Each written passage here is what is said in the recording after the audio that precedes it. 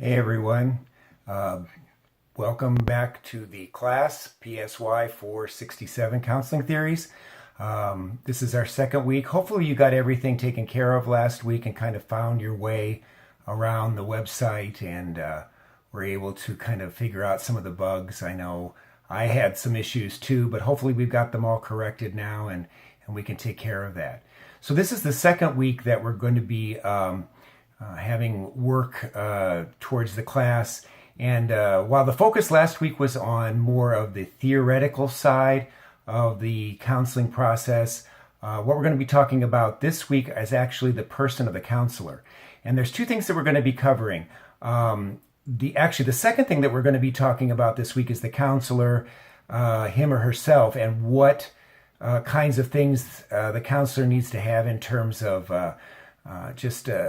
the way that they interact with people, the way that they see themselves, and even how they take care of themselves in terms of being a counselor. But the primary thing that we're going to be covering this week is the whole topic of ethics. And this is a huge topic in terms of a counselor, because basically what the ethical issues are dealing with is the kind of decision-making process that a counselor has to go through when they hear of a situation that may not have a cut and dry answer. And of course, there's different things that we're going to look at in terms of codes and standards and ethical practice. But the primary thing that I think I really want you to kind of get from this week is the idea that there's no cut and dry answer to a lot of the ethical dilemmas that a person as a counselor comes up with, and that sometimes it's just going to have to be a judgment call using their own wisdom, using just consultation with other counselors, and just kind of having been in the practice for a while.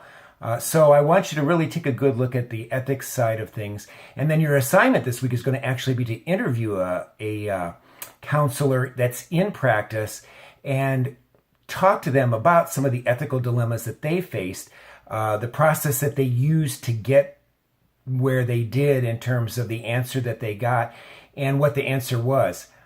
Because there's going to be multiple sides to a lot of these questions, and there's not going to be, like I said before, a cut and dried answer. So hopefully this will stimulate some thinking on your part with the discussion questions about, how do you even begin to develop an ethical base. So hopefully this will be an interesting week for you, and you'll be able to establish more of your own ethical practices. So again, if you've got any questions, you know how to get a hold of me, and hopefully you'll enjoy the material this week.